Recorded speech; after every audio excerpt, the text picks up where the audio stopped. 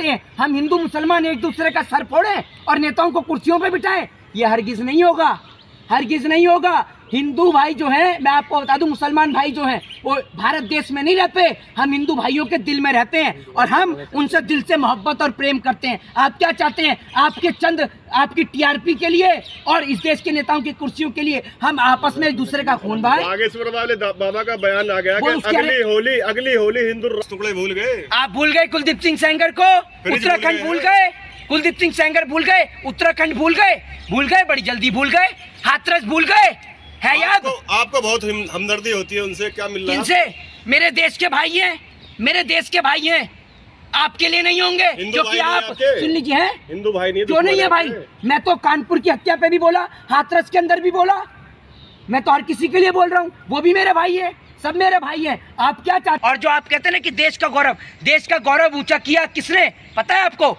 देश का गौरव ऊंचा किया लाल बहादुर शास्त्री जैसे प्रधानमंत्री ने, देश का गौरव ऊंचा किया बाबा साहब भीमराव अंबेडकर ने, देश का गौरव ऊंचा किया महात्मा गांधी ने, नरेंद्र मोदी ने। तो सुन लीजिए, तो बुला लीजिए ना, मोदी जी ने क्या बनाया है? 70 साल में इस देश में इसरो बने, इस देश में एम्स बने, बैंकों का राष्ट्रीयकरण हुआ, तमाम चीजें इस देश के अंदर बनी, स्कूल बने, अस्पताल बने, बैंक बने, मोदी जी ने बनाया 9 साल में टॉयलेट। सुन तो लीजिए, 9 साल, अरे सुन लीजिए, पार्लियामेंट किसके लिए बन रहा है सबको पता है। नहीं, अरे मेरी बात तो सुन लीजिए, अंग्रेजों की पहचान खत्म कर रहे हैं भारत से, हैं? तो अपने बच्चों को अंग्रेजों के स्कूलों में पढ़ने के लिए क्यों भेज रहे हैं? शिवराज सिंह चौहान को बोलिए, बुलाए अपने बेटे को और पढ़ाए यहीं पे ही हिंदुस्तान के स्कूलों में। है दम शिवराज सिंह चौहान में और आप जैसे गूंगे दलाल पत्रकार में। अगर आप में दम है और जमीर जिंदा है और वाकई में इस मिट्टी से जरा सा भी प्रेम है तो कह के दिखाइए मुख्यमंत्री शिवराज सिंह चौहान। खत्म हो रही है भारत से गुलामी की पहचान।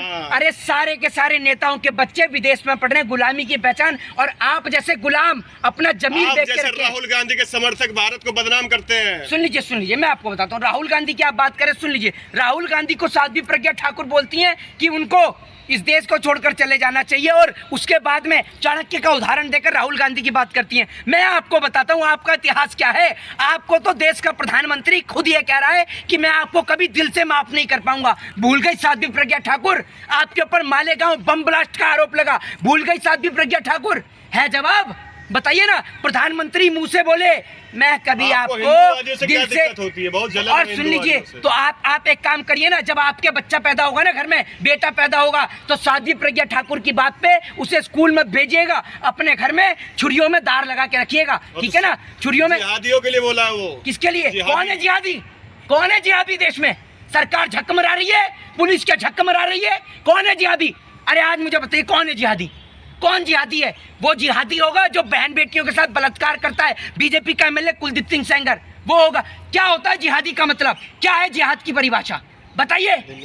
अरे बताइए ना। अरे सुनिए, बात मत घुमाइए, पहले फ्रिज को भूल गए आप। हाँ जी। संविधान सिर्फ डेमोक्रेसी को मानता है और देश के संविधान में सेकुलर कंट्री की परिभाषा दी गई है। देश के संविधान में सभी के लिए, और भारत देश का तो नारा है अतिथि देवो भव, वसुधैव कुटुंबकम। क्या आप इसको नहीं मानेंगे? हिंदू राष्ट्रवादी होता है।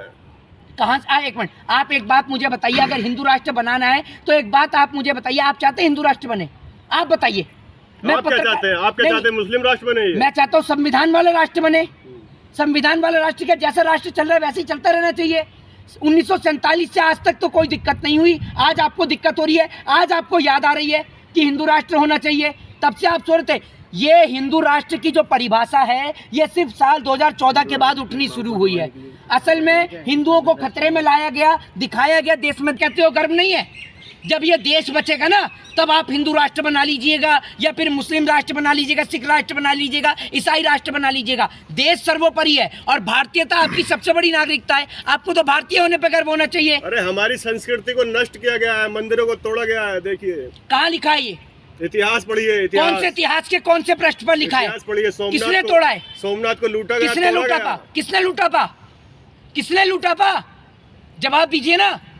अरे किसने लूटा था? गूंगे हैं क्या? अरे मुगलों ने तोड़ा था। कुछ कौन से मुगल ने? नाम बोलिए, नाम तो बोलिए, फिर मैं आपको बताऊंगा कि आप कितना इतिहास पढ़ते हैं।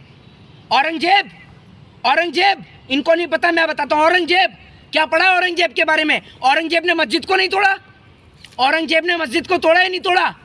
ये आरएसएस कार्यालय का इतिहास मत पढ़ के आइए कि आपके पास जवाब ही ना हो। मैं बताता हूँ, औरंगजेब ने सबसे पहले गोलकोंडा की मस्जिद को तोड़ा। पता है आपको क्यों तोड़ा गया? क्योंकि वहां का जो नवाब जो था वो कर नहीं दे रहा था, तो उसको ये पता चला औरंगजेब को कि इन्होंने मस्जिद के नीचे सारा खजाना दबा रखा है, इसीलिए उसने, सुन लीजिए, इसीलिए उसने गोलकोंडा की मस्जिद को भी गिराया। तो आप कहते हैं ना कि मंदिरों को तोड़ा, तो मस्जिदों को भी तोड़ा सिर्फ कर वसूलने के लिए। ठीक है ना? देश का इतिहास पढ़िए। मुगलों को राष्ट्रवादी बता रहे हैं। अरे एक बात आप मुझे बताइए, आप जिन मुसलमान की बात करते हैं, क्या देश की आजादी में उनका योगदान नहीं है? बताइए। बहादुर शाह जफर, दोनों बेटों का सर काट के रंगून की जेल में रख दिया गया, आपको नहीं पता? बहादुर शाह जफर, सुन लीजिए, तलवारों की नोक पे हिंदुओं का धर्म परिवर्तन कराया गया इस देश में। किसने बचाया? किसने बचाया हिंदू बहन बेटियों की इज्जत और आबरू को? गुरु गोविंद सिंह को पढ़िए, पढ़िए ना, पढ़िए आप गुरु गोविंद सिंह को। जी ने बचाया। नहीं, महाराणा प्रताप ने ही बचाया, गुरु गोविंद सिंह जी ने, गुरु नानक देव जी ने। पढ़ाया आपने इनके बारे में? जब बहन बेटियों की इज्जत और आबरू को लूटा जा रहा था, सुन लीजिए, जब बहन बेटियों की इज्जत और आबरू को लूटा जा रहा था, तब सिख भाइयों ने अपनी प्राणों की आहुति देकर, अपने प्राणों का बलिदान देकर हिंदू बहन बेटियों की इज्जत और आबरू को बचाया। तब आज ये सनातन धर्म जीवित है। और आप किससे ये बताइए, कौन थे, किससे बचाया ये बताइए? नहीं, आप मुझे ये बताइए, वो बिल्कुल मुगल थे, बिल्कुल थे। और आप, मैं ये कहता हूँ कि सुन लीजिए, आप मुगलों को महान क्यों बताते हैं? किसने कहा है कि मुगलों को महान? किसने बनाया? बताया। आप औरंगजेब की पैरवी कर रहे हैं। नहीं, आप एक बात मुझे बताइए, जो चीज बनाई है उसको महान ही कहा जाएगा। ताजमहल देश के 7 अजूबों में से एक अजूबा गिना जाता है, आपके भारत देश में। आप गर्व करते हैं नहीं करते हैं? ये बताइए आप मुझे। लाल किला किसकी धरोहर है? मोदी जी ने क्या बनाया है? पैखाना बिकवा दीजिए, पैखाना कोई खरीद रहा हो, अमेरिका से बुलाइए ना किस दिन जो बाइडन को, और बिकवाइए, सेल लगाइए। ये बना है भाई साहब। पिछले 70 साल में, सुनिए, देश को आज़ादी मिली, उस वक्त इस देश में सुई तक बाहर से आती थी।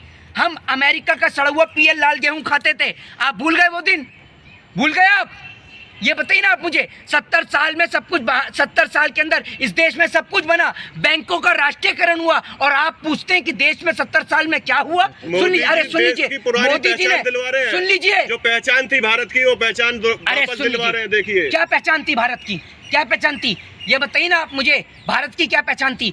लाल बहादुर शास्त्री ने पाकिस्तान को मुंह तोड़ जवाब दिया, कभी अखबारों में, पेपरों में एडवर्टाइजमेंट नहीं दिया। और सुनिए, क्या डराएगा हमें अमेरिका, और क्या डराएगा हमें पाकिस्तान? तो बर्बाद हो चुका है। अरे सुन लीजिए, क्या डराएगा हमें? बर्बाद हो चुका है, उसकी बर्बाद। अरे बर्बाद, सुन लीजिए, बर्बाद किया हिंदुस्तान ने घुसकर, पाकिस्तान के छक्के छुड़ा दिए मोदी जी ने। कहाँ से आ गए थे 66 में मोदी जी? नहीं, 66 में कहाँ से आ गए थे मोदी जी? सर्जिकल स्ट्राइक में भी लोग, ये नहीं पता चला कोई मरा या नहीं मरा, पेड़ गिरे खाली। और सुनिए, शास्त्री जी लाहौर तक घुस गए थे, पाकिस्तान थर थर कांप रहा था, वो था देश का प्रधानमंत्री। अरे सुन लीजिए, सुन, चुप रह के मुंह बंद करके सुनिए। आज भारत में कर्फ्यू नहीं लगता है, देखिए। अच्छा, हर जगह धारा 144 लगा दी जाती है। अभी कुछ समय पहले देश की राजधानी में दंगे हुए, धारा 144, कश्मीर में धारा 144, पंजाब धारा 144, हरियाणा धारा 144। जहां लोकतंत्र की आवाज बंद करनी हो, वहां धारा 144 लगा देते हैं। और आप कहते हैं, आप तो सुन लीजिए, एक वक्त इमरजेंसी लगी थी, आप तो डेली इमरजेंसी लगा रहे हैं, ये समझ लीजिए।